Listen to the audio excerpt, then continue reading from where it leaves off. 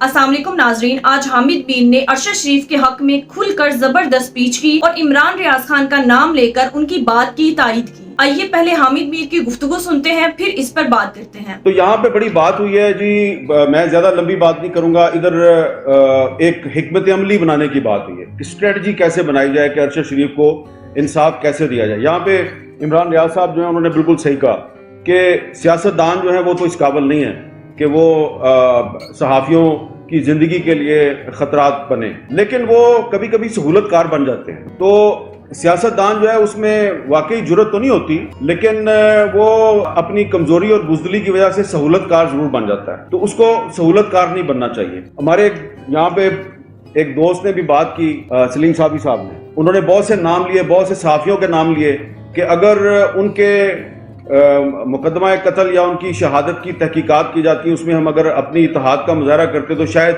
अरशद शरीफ को भी शहीद ना किया जाता।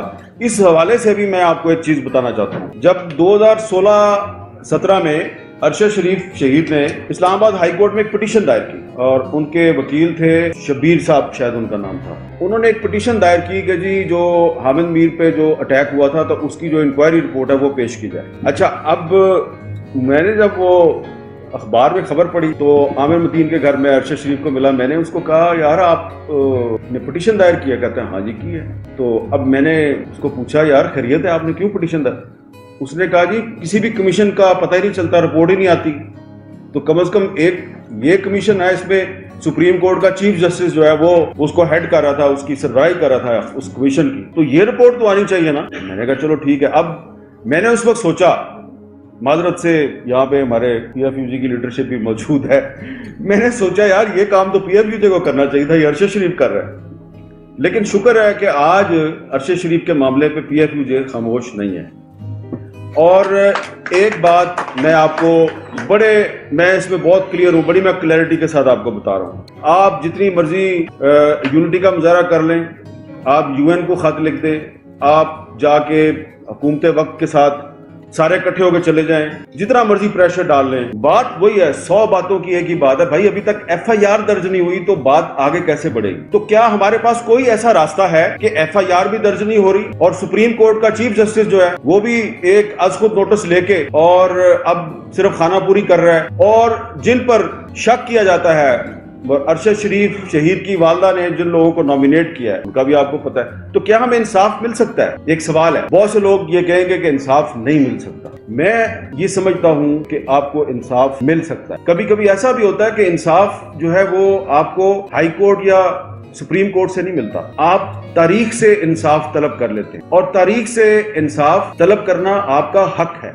और जब आपको हक ना मिले तो फिर हक को छीन लेना चाहिए। अब आप सोचेंगे कि ये हम इंसाफ कैसे छीने? इंसाफ छीनने की दुनिया में बहुत से जायज कानूनी तरीके मौजूद हैं। मैं आपको एक ऐसी तजवीज देने लगा हूं कि उस तजवीज पे अमल करते हुए दुनिया में पिछले 3-4 साल के दौरान बहुत से सहाफी जिनको मुख्तलिफ ममालिक में in the line of duty उनको कत्ल कर दिया गया, तो उनके अहले खाना ने, उनके साथियों ने जदोजहद की, उनके मुल्क की अदालतों ने उनको इंसाफ नहीं दिया, लेकिन उन्होंने एक ऐसा रास्ता इख्तियार किया कि कातिल न सिर्फ बेनकाब हुए बल्कि एक साथी ने लफ्ज इस्तेमाल किया, बल्कि उनकी नेमिंग भी हुई और उनकी शेमिंग भी हुई। तो अगर ये तरीकाकार जो है वो अफजल भट्ट साहब ने सऊदी अरब के सहाफी अदनान खाशक जी का जिक्र किया, जमाल खाशक जी का, तो जिस तरीके से आपको पता है कि जमाल खाशक जी जो है उसका मुकदमा किधर चल रहा है? सऊदी अरब में तो नहीं चल रहा। कहाँ चल रहा है? अमेरिका में भी नहीं चल रहा। कत्ल तुर्की में हुआ था, वहां पे भी नहीं चल रहा भाईजान, उसका मुकदमा चल रहा है दी हैग में। अच्छा, दी हैग में कौन चला रहा है? मैं आपको मिसाल ये देना चाह रहा हूँ। मैं आप मिसाल इसलिए दे रहा हूँ,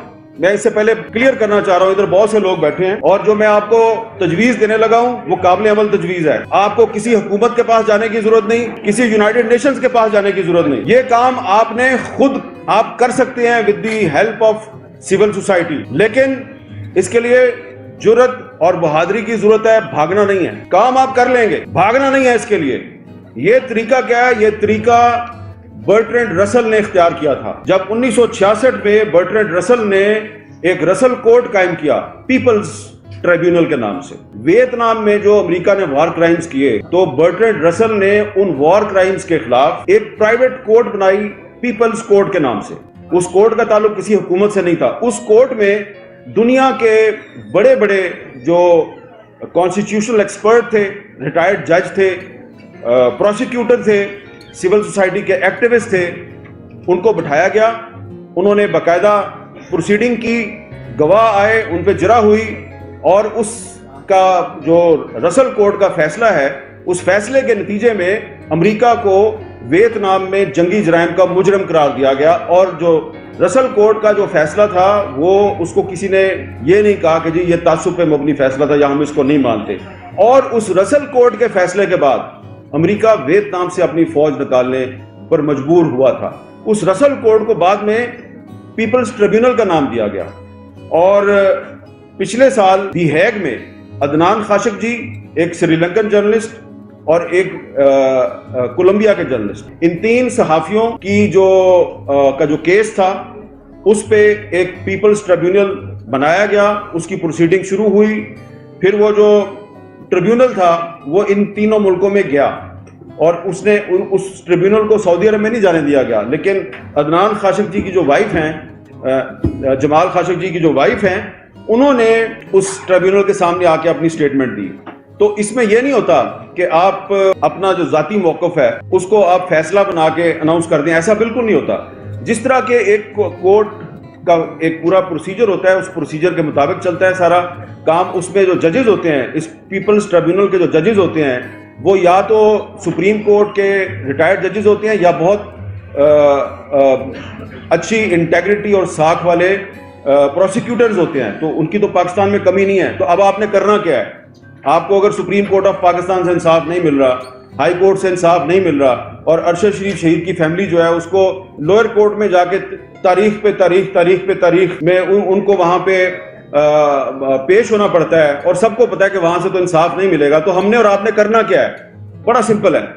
آپ نے Pakistan federal union of journalist نے اور دیگر جو سٹیک ہولڈرز ہیں, آپ نے supreme court bar association, Pakistan bar council, human rights commission of Pakistan, reporters without border, committee to protect journalist اور فری پریس ان لمیٹڈ, ان سب کے ساتھ مل کے ایک میٹنگ کرنی ہے. یہ اس لیے میں نے نام لیے ہیں کہ جو دی ہیگ میں جو پیپلز ٹریبیونل بنایا گیا ہے, جو دنیا کے مشہور صحافیوں کے قتل کے مقدمات کی سماعت کر رہا ہے, اس پیپلز ٹریبیونل کو بنانے میں RSF, reporters without borders, CPJ اور فری پریس ان لمیٹڈ, ان 3 تنظیموں نے ان کو اکٹھا کیا.